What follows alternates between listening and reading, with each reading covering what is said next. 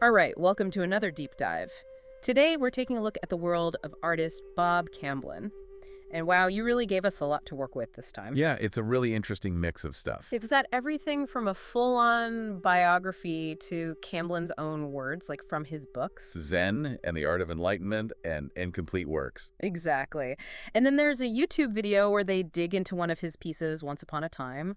Oh, and all sorts of reviews and historical background, too. It really gives us a chance to see him from a bunch of different angles. So our goal today is to pull out the really interesting stuff, the stuff that makes you understand Camblin and his art better, his journey, his style, and even the questions his work raises. Right off the bat, what strikes me is that Camblin was a bit of a mystery. Like, he was respected by other artists, but not really a household name. Yeah, he was super productive, but you don't see his work for sale very often, And when you do, it's pricey. which just adds to the whole mysterious vibe. It's almost like he wanted it that way.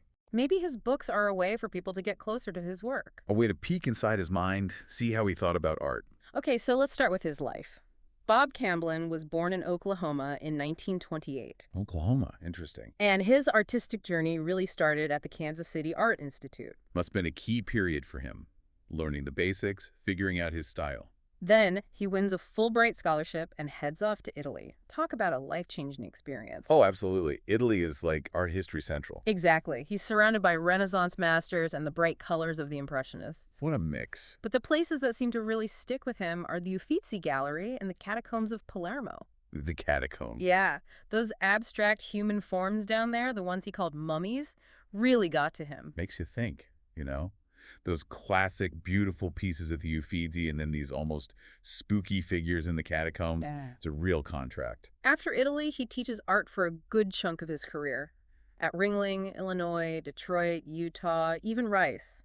All big names. Seems like a common path for artists. A steady job while still making your own art. But in 1976, he does something pretty drastic. He quits teaching and goes all in on being a nomadic artist. Wow. What a change. It shows you how dedicated he was to his art. For sure. And to support himself during his travels in the 70s and 80s, he sells his art and takes on commissions. Where did his travels take him? All over the place. Italy, France, Ireland, Mexico, even the South Pacific, just soaking up all these different cultures. Which definitely shows up in his work, I bet. Oh, yeah. But what's interesting is that later on, he starts focusing on these very personal drawings and writings he did between 1950 and 1974, stuff that was never meant to be seen publicly. Oh, like a window into his inner world. Exactly.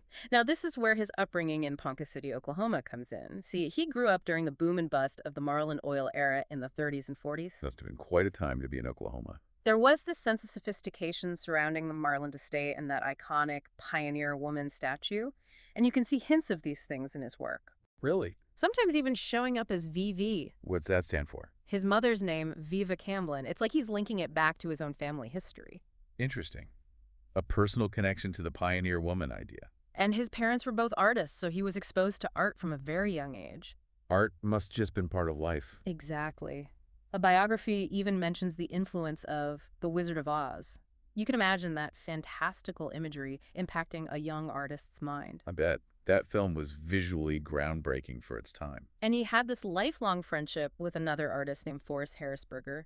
They shared a passion for drawing, and their friendship lasted for 66 years. That's incredible. Having someone to share your passion with like that must be really special. He even served in the Air Force Reserve during the Korean War and sketched the California coastline during that time. It seems like art was just a constant for him. And he was a huge reader. Emerson, the I Ching, he loved the simple but profound observations in haiku and haiga. So that idea of finding meaning in the everyday, that minimalist approach, that was a big influence on his art. Definitely. Now let's look at how his style evolved. Early on, his work was all about social commentary. Bold outlines, flat colors. Pretty common for young artists engaging with the world around them. Then, in the mid-50s, he blends this social realism with more abstract elements. Abstract. Yeah, like shapes and forms that aren't trying to be real objects. He was inspired by Cremoni and those Etruscan terracotta figures from Italy. So that trip to Italy keeps popping up. Right. After that Fulbright, his drawings get much bigger, almost monumental, and he starts incorporating these corrections. Directions. Yeah, like white gouache and pasted on paper. It's not just about fixing mistakes, it's part of the piece, like in The Descent from the Cross, where he uses symbols for things like weaknesses and strengths. So he's making the process part of the art. Exactly. It's like he's saying, look, art isn't always perfect, it's about the journey. It's a reminder that our own lives are like that too, always evolving. In the 60s, he tries to combine the poetic side of Hugo van der Goes with the intensity of Goya. And the paper he uses develops this subtle beige tone over time. You can see it in pieces like A Series of Masks. It's like the art keeps changing even after he's done with it. And he starts using a more muted color palette. It's all about harmony. Harmony between what? Between the drawing and the painting. He really loved drawing. You can tell. It's always there, even in his paintings. Now, the 1970s is where things get really interesting. It's described as his mystical period. Mystical. His art starts reflecting subjective states of mind, big themes like the life cycle, metamorphosis, birth, death, and regeneration. Heavy stuff. And he starts using all these recurring images like puppets, scarecrows, skulls, murky water. It's like he's tapping into something deeper, something universal.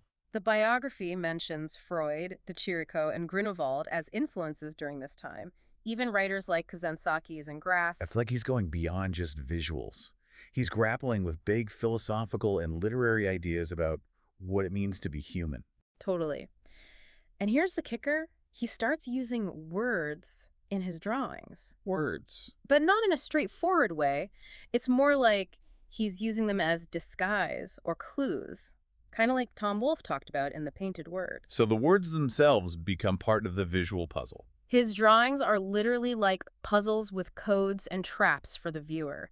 It's all about challenging how we see reality and making us look inward.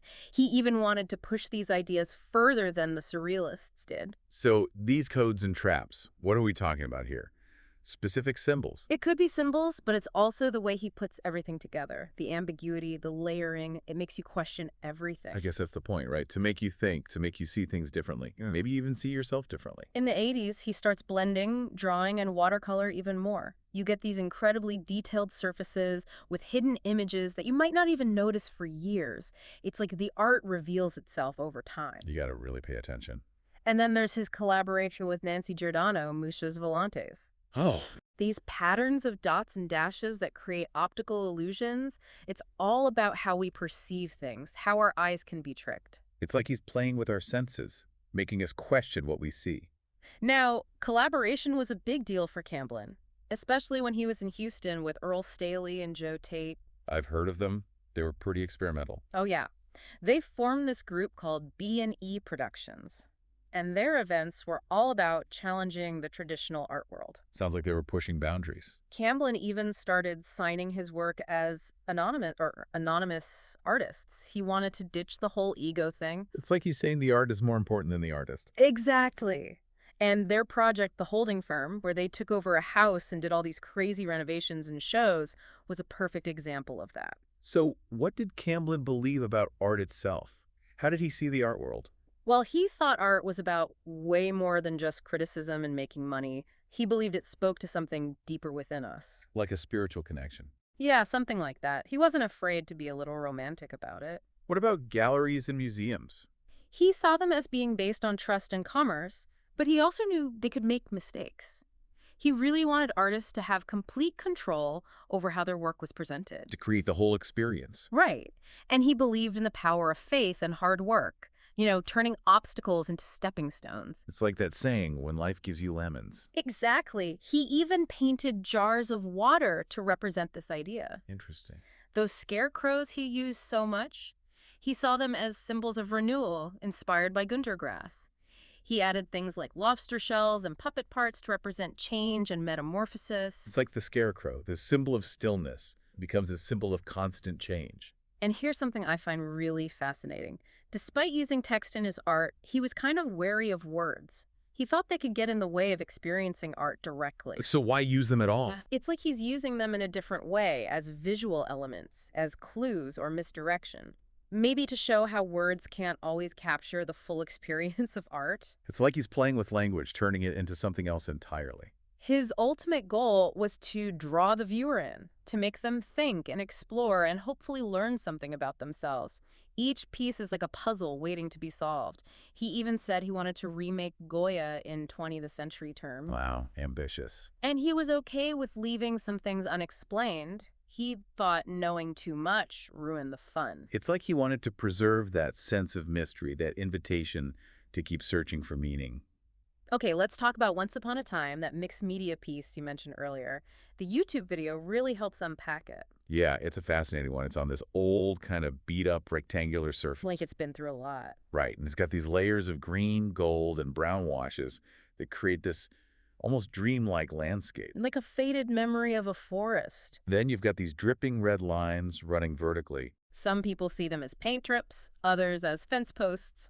Either way, they add this element of disruption or maybe even violence to that peaceful landscape. And then there's the text.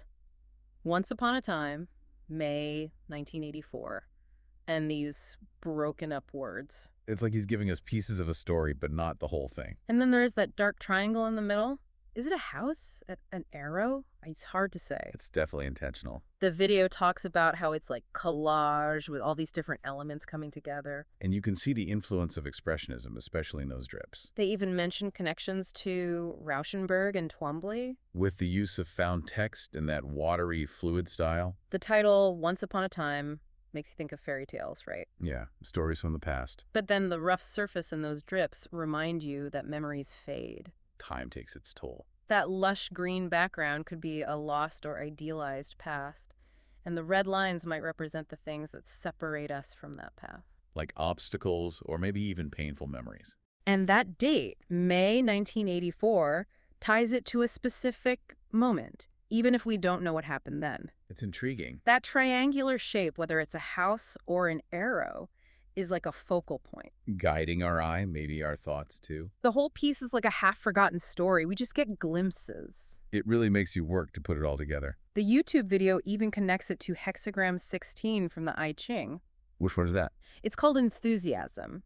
It's about balancing natural energy with constraints, finding harmony between the past and the present. That fits with the visual elements of the piece. Right. You have that flowing energy, but also those rigid lines. It's like a metaphor for life itself.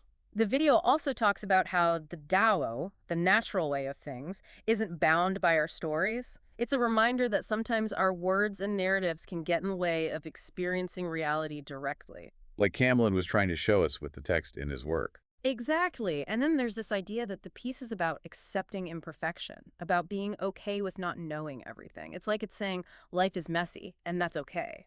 It's a challenging idea, but also kind of liberating. So as we wrap up, what are your main takeaways about Bob Camblin? He was a complex artist. He didn't fit into any neat little box. Right. His work is this mix of personal experience, philosophy, and pure creative energy. And he really wanted us, the viewers, to be active participants in his art, to dig deeper, to find our own meanings. He was a traveler, both physically and creatively, always pushing boundaries, always evolving. He made you think. And that's the thing that really sticks with me. He was so deliberate about hiding meaning in his work. It makes you wonder, what traps do we fall into in our own lives? What assumptions are we blindly making? Maybe the answer lies in being more open, more curious, like Campbell did with his art. It's something to think about for sure. And we've only just scratched the surface today. I encourage everyone to seek out Camblin's work and spend some time with it. You might be surprised by what you discover. Thanks for joining us on this deep dive.